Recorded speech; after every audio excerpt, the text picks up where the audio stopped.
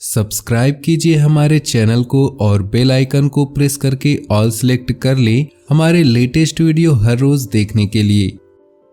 नमस्कार दोस्तों, जय माता दी। दोस्तों स्वागत है आप सभी का हमारे YouTube चैनल में। दोस्तों आखिर पिछले जन्म में आप क्या थे यह जानना चाहते हैं तो वीडियो को अंत तक देखिएगा, क्योंकि आज आपको इसका जवाब मिलने वाला है और आपको इसका जवाब मिलेगा आपकी ही आदतों से। सच में आप भी हैरान रह जाएंगे। दोस्तों वीडियो को बिल्कुल अंत तक देखिए। अगर आपको वीडियो पसंद आए तो लाइक जरूर करिएगा और दोस्तों कमेंट बॉक्स में लिखिए जय माता रानी, ताकि दोस्तों माता रानी का आशीर्वाद आप पर सदैव बनी रहे। दोस्तों क्या आपको लगता है कि पिछले जन्म में भी आप थे? पिछले जन्म को लेकर क्या वाकई में आप जानना चाहते हैं? क्या आप पुनर्जन्म के सिद्धांत को आप मानते हैं? पिछला जन्म या पुनर्जन्म होता है या नहीं, इसके बारे में नीचे कमेंट बॉक्स में अपनी राय जरूर दीजिएगा कि इसके बारे में आपका क्या मत है। दोस्तों कई सवाल आपके मन में भी प्रत्येक व्यक्ति जैसा होगा। यह ठीक है दोस्तों, क्योंकि आपके रोजमर्रा की जिंदगी में ऐसी घटनाएं घटित होती है जो हमें यह संकेत बयां करती है कि आपका कोई पिछला जन्म था, अर्थात आपका जन्म इस जीवन से पहले हो चुका है और इन्हें आपको पहचानना कैसे है, इसके लिए दोस्तों आपको वीडियो को अंत तक जरूर देखना होगा। पहला है दोस्तों अकथनीय आशंका या भय। दोस्तों वैसे चीजें आपको जो नुकसान पहुंचा सकती है उनसे डरना एक स्वाभाविक बात होती है। दोस्तों उदाहरण के लिए सांप, खतरनाक जानवर आदि। लेकिन आप कोई बेवजह की चीजें जैसे निश्चित रंग, संख्या, स्वाद एवं गंध से भी डरने लगते हैं, जिनसे एक आम इंसान को डर नहीं लगना चाहिए या उसका भय नहीं सताना चाहिए। तो दोस्तों यह साधारण बात नहीं हो सकती, गौर फरमाइएगा।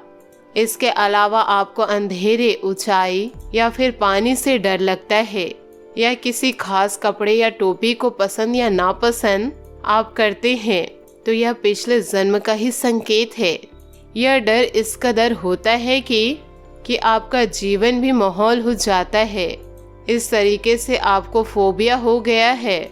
इसका तार्किक जवाब आपको नहीं मिल पा रहा है तो समझ लीजिए कि आप पिछले जन्म में ऐसे इंसान थे जो अंधेरे से डरता था, ऊंचाई से डरता था या पानी से जिसे डर लगता था। तभी तो दोस्तों यह गुण आपके अंदर आ गए।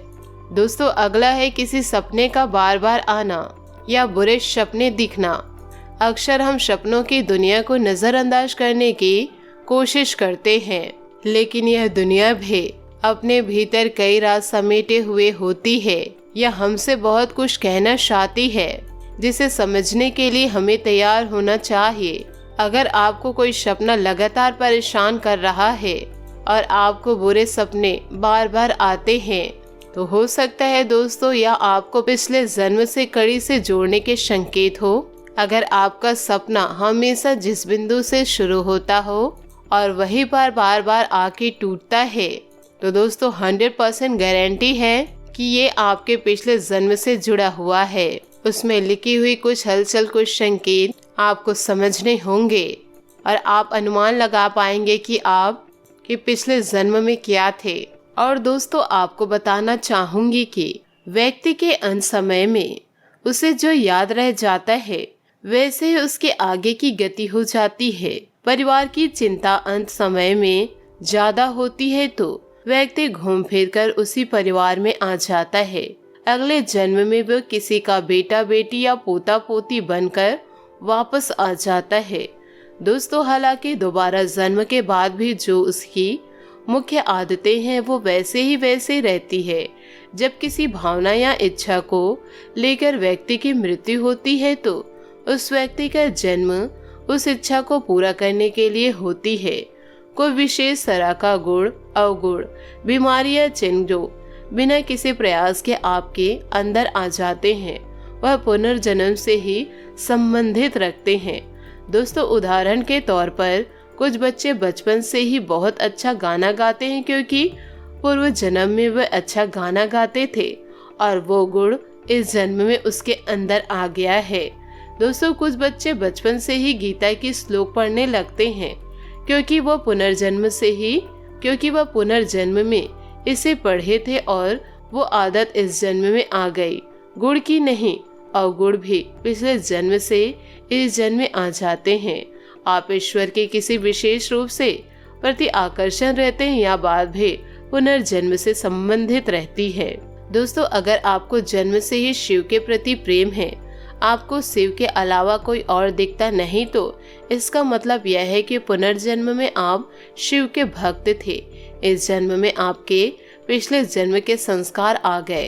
पुनर्जन्म के कर्म अगर आपको लगातार बाधा दे रहे हैं तो आपको इसके लिए कुछ उपाय करने चाहिए। जो व्यक्ति दृष्टि का पहला गुरु है वह है शिव। कर्म बंधन यानी पूर्व जन्म के संस्कारों से मुक्ति चाहते हैं तो भगवान शिव की पूजा करें, शिव मंत्र का जप करें और एकादशी और पूर्णिमा का उपवास रखें। दोस्तों इसके लिए आप श्री भगवत गीता का अर्थपूर्ण पाठ भी कर सकते हैं। शनिवार को भूखे व्यक्ति को अन्न का दान करें और लोगों की सहायता करें। अपने कर्मों और विचारों को ईश्वर को समर्पित करें। इस विधि से आप अपने कर्म बंधन से मुक्ति पा सकते हैं। जी हाँ दोस्तों जानकारों के मुताबिक किसी भी व्यक्ति का जन्म सामान्यतः लौटकर फिर उसी के घर में होता है।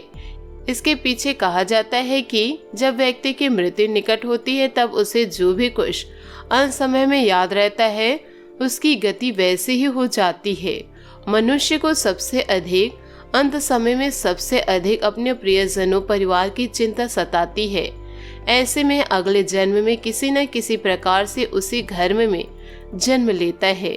किसी भी व्यक्ति की पिछले जन्म की मुख्य आदतें वैसे ही रह जाती है। ऐसे में व्यक्ति के बारे में अनुमान लगाया जा सकता है। यदि किसी व्यक्ति की मृत्यु के समय कोई इच्छा अधूरी रह जाए तो उसका जन्म अधूरी इच्छा को पूर्ण करने के लिए होती है। दोस्तों कभी कभी व्यक्ति के शरीर पर कोई निशान आदि को देखकर भी पहचाना जा सकता है कि वह पिछले जन्म में क्या था। अगले जन्म में भी कुछ लोगों के शरीर पर वही निशान बन जाते हैं जो पहले थे। इसी तरह से देखने में आता है कि कुछ लोग बचपन से ही भगवान की भक्ति में लीन रहते हैं या बहुत ही कम उम्र में ही कठिन से कठिन कार्य आसानी से कर लेते हैं। दरअसल माना जाता है कि यह सब उनके पिछले जन्म के लक्षण व निशानी होते हैं। इसी तरह से कुछ लोगों में जीव जंतु की आदत भी देखने को मिलती है। उदाहरण के तौर पर जैसे कोई व्यक्ति अपनी गर्दन को ऊंट की भांति ऊंचा उठाकर चलता है। कई बार कुछ लोगों को पूर्व जन्म के कारण समस्या भी होने लगती है। यदि किसी के पूर्व जन्म के कर्म बाधा दे रहे हैं तो उसे भगवान शिव की पूजा करनी चाहिए। शिव ही सृष्टि के पहले गुरु हैं और शिव ही देवों के देव हैं और कालों के भी महाकाल हैं। पूर्व जन्म के संस्कारों से मुक्ति पाने के लिए भगवान शिव की पूजा करने के साथ उनके मंत्रों का जाप करना चाहिए। इसके अलावा मनुष्य को पुनर्जन्म के कर्मों से मुक्ति प्राप्त करने के लिए श्री भगवत गीता का पाठ करना चाहिए और दान पुण्य जैसे परोपकारी कार्यों में लगना चाहिए। जी हाँ दोस्तों आपसे निवेदन करती हूँ कि आपको पिछले जन्म के कुछ संकेत मिल रहे हैं या फिर कुछ परेशानियां हो रही है तो आप शिव मंत्र का जाप करें, शिव की आराधना करें, शिव का पूजा पाठ नियम अनुसार करें। जी हाँ दोस्तों आशा करती हूँ कि आपको यह वीडियो बहुत अच्छी लगी हो तो हमें कमेंट के जरिए ज़रूर बताइएगा। दोस्तों अपने जीवन में खुशियाँ बनाए रखने के लिए नीचे दिए गए कमेंट बॉक्स में जय माता रानी, जय भोलेनाथ अवश्य लिखें। आपका दिन शुभ हो, मंगलमय हो।